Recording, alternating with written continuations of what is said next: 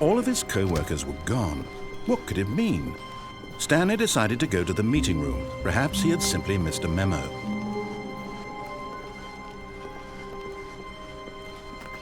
When Stanley came to a set of two open, this was not the correct way to the meeting room, and Stanley knew it perfectly well. Perhaps he wanted to stop by the employee lounge first, just to admire it. Standing now in this incredible room, Stanley for the first, but eager to get back to business, Stanley took the first open door on his left. Stanley was so bad at following directions, it's incredible he wasn't fired years ago.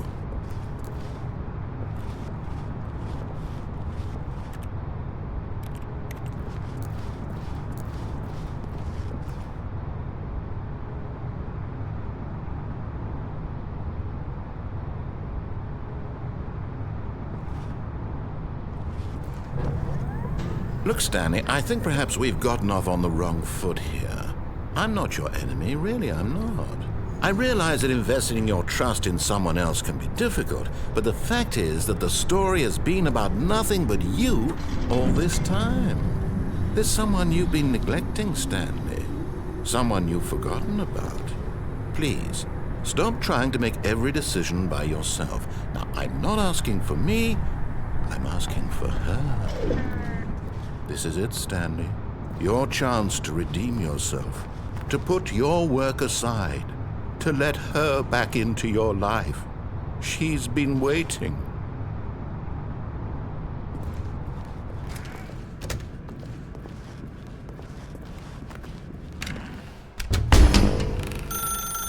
That's her, Stanley. You need to be the one to do this, to reach out to her.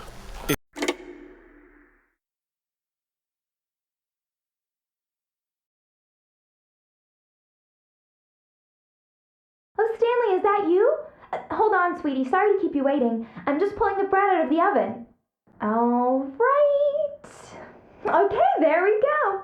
All right, now, I want you to come in and tell me all about your damn. Gotcha! Oh, come on. Did you actually think you had a loving wife who'd want to commit their life to you? I'm trying to make a point here, Stanley. I'm trying to get you to see something. Come inside. Let me show you what's really going on here. This is a very sad story about the death of a man named Stanley.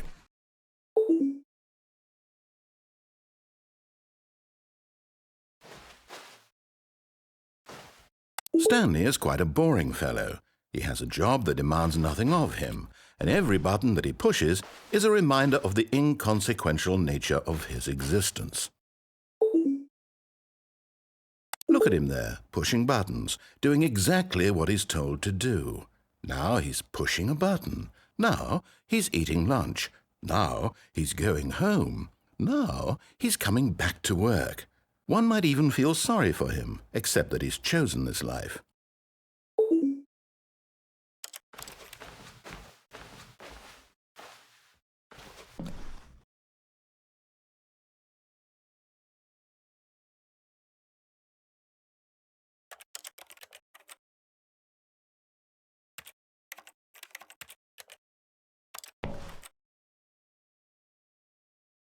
But in his mind, he can go on fantastic adventures.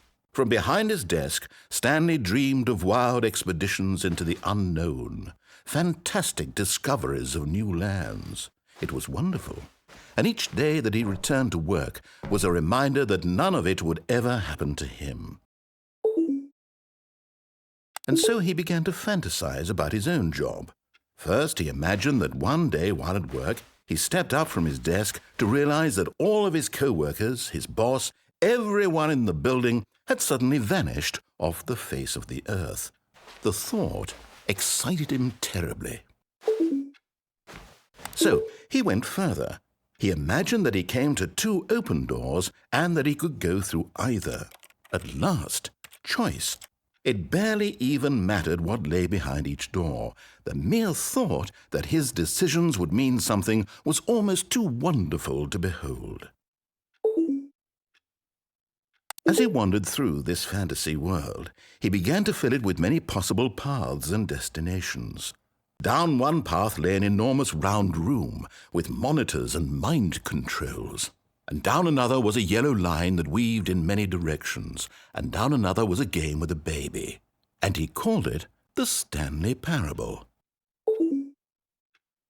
It was such a wonderful fantasy, and so in his head he relived it again, and then again, and again, over and over, wishing beyond hope that it would never end, that he might always feel this free. Surely there's an answer down some new path, mustn't there be? Perhaps if he played just one more time. But there is no answer. How could there possibly be? In reality, all he's doing is pushing the same buttons he always has. Nothing has changed.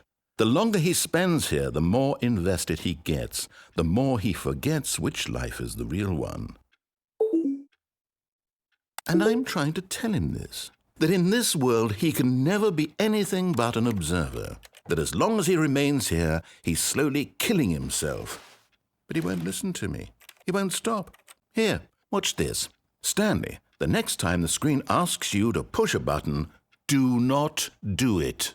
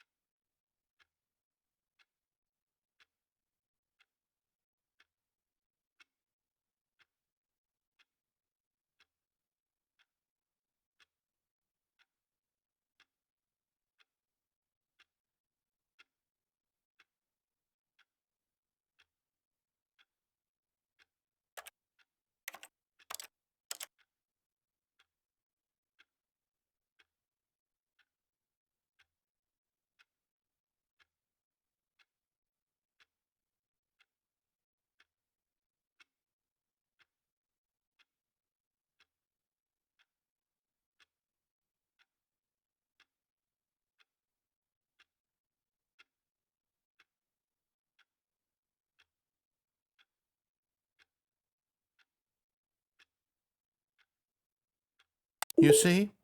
Can he just not hear me? How can I tell him in a way that he'll understand that every second he remains here, he's electing to kill himself? How can I get him to see what I see? How can I make him look at himself?